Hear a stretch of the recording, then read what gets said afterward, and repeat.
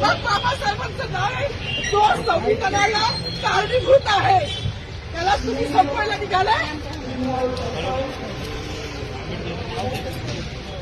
पालकमंत्र्यांची फार मोठी चूक आहे मॅडम, माफी मागणार नाही, पण पालकमंत्र्यांची सुपत्रात घ्यावी.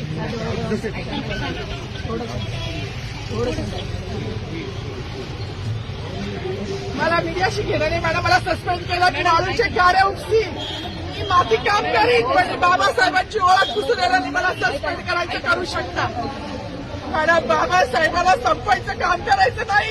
26 जानेवारी 15 ऑगस्ट मध्ये मी नाही मानत, पण लोकशाही मॅडम तुम्ही सुद्धा संविधानामुळे आहात, पालकमंत्री सुद्धा पालकमंत्री संविधानामुळे आहे.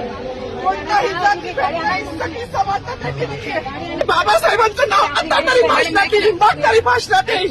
ज्या लोक संविधानाला लोकशाहीला कारणीभूत नाही त्यांची नावं वारंवार घेतली गेली, मग जो संविधानाला कारणीभूत आहे तो प्रजासत्ताकाचा जो मानकरी आहे त्याचं नाव भाषणात का नाही.